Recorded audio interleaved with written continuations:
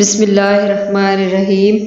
السلام علیکم۔ ہم ذکر کر رہے تھے سیرانی بادشاہ کا۔ ایک دفعہ حضرت خواجہ محکم الدین سیرانی کا ایک کھیت میں سے گزر ہوا تو دہقان نے کھیت میں سے گزرتے دیکھ کر اس طرح للکارا، بھڑوا وچوں نہ لنگ۔ آپ ٹھہر گئے اور خادم سے پوچھا کہ بھڑوا کس کو کہتے ہیں؟ خادم نے فرمایا کہ اس زبان میں بھڑوا لال اور دو کو ملانے والے کو کہتے ہیں۔ اس پر حضرت پر ایک وجدانی کیفیت طاری ہو گئی اور فرمایا کہ اس ذمہ دار نے مجھے بھڑوا کہا ہے، میرا بھی تو یہ فرض بنتا ہے کہ میں دو کو ملا دوں۔ یہ کہہ کر اس دہقان پر ایک نظر کیمیا اثر ڈالی، اس کو آشنائے اسرار و رموز بنا دیا۔ اس لیے علامہ اقبال مرحوم نے فرمایا، نگاہ ولی میں وہ تاثیر دیکھی، بدلتی ہزاروں کی تقدیر دیکھی۔ ایک دفعہ حضرت سیرانی سائیں قدس سرا کنویں کی نالی سے وضو فرمایا اور وضو سے فارغ ہو کر پانی کو اچھال رہے تھے کہ کسان نے اس فعل کو ناگوار سمجھ کر سیرانی سائیں کو اس سے منع کیا، اور منع بھی کیا تو اس شان سے کہ ایک ڈنڈا آپ کے سر پر دے مارا اور کہا کہ کیوں پانی خراب کر رہے ہو؟ اتفاقاً اس ضرب سے آپ کے سر سے خون جاری ہو گیا۔ جب خون بہہ کر کپڑوں اور چہرے پر آیا تو آپ نے فرمایا، یہ معلوم کر کے ایک حالت جذب پیدا ہو گئی، اور اس حالت میں کسان کو فرمایا کہ تو نے مجھے رنگین کر دیا ہے، آمین میں تجھے بھی رنگ دوں۔ یہ کہہ کر نگاہ فیض اثر سے اس کی تمام انانیت کو جلا کر کندن بنا دیا۔ فوراً اس کا قلب جاری ہو گیا اور وہ ایک صاحب بصیرت بزرگ ہو گیا۔ ایک دفعہ حضرت سیرانی سائیں ہندوستان کی ایک ریاست ماڑ، جسے صورت بندر بھی کہا جاتا تھا، اس میں ایک راجا کے تالاب پر پاجامہ دھو رہے تھے۔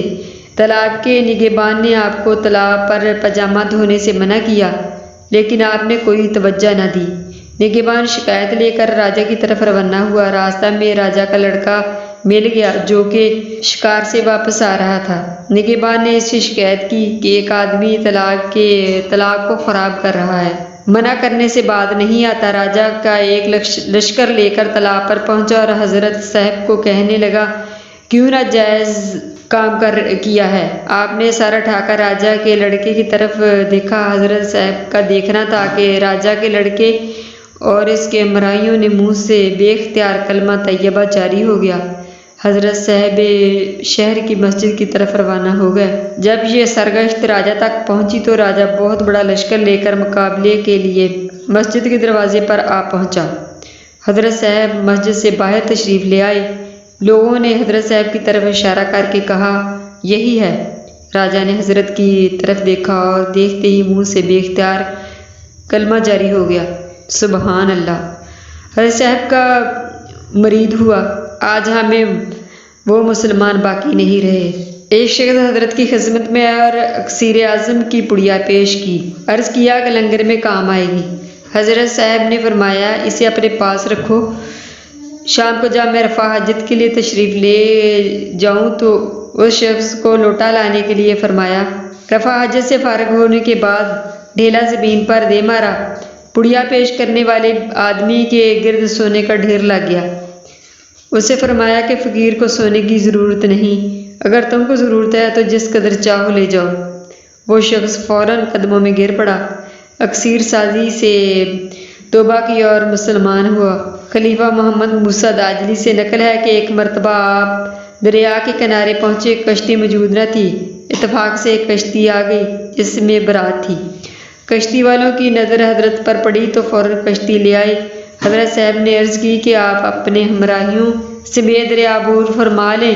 دریا عبور کر چکنے کے بعد سنیاسیوں کے اسرار نے آپ کی خدمت میں اکسیر کا ٹکڑا پیش کیا۔ حضرت نے ریت کی ایک مٹھی کے لے کر کپڑے پر رکھ دی جو سونا بن گئی۔ سنیاسی کو فرمایا، دونوں لے لو۔ سنیاسی فوراً مسلمان ہو گیا اور اکسیر سے توبہ کر لی۔ حضرت سیرانی بادشاہ کا فیض صرف سلسلہ ویسیہ تک محدود نہ تھا، بلکہ بہت بڑے مشاعر کو فیض یاب فرمایا۔ چند ایک ملحظہ ہوں۔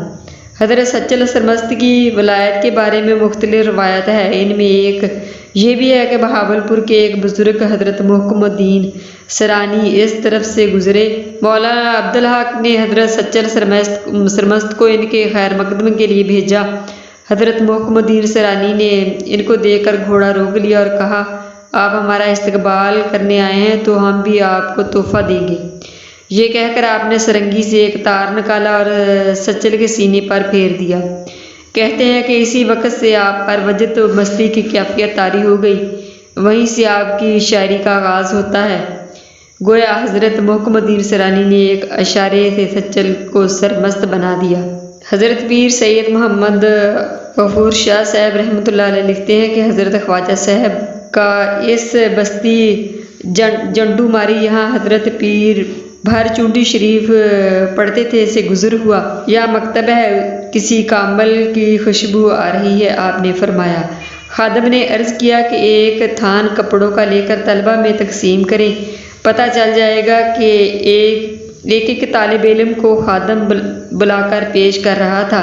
حضور خواجہ اپنے مقدس ہاتھوں سے کسی کو قمیض کا کپڑا اور کسی کو چادر عنایت فرما رہے تھے۔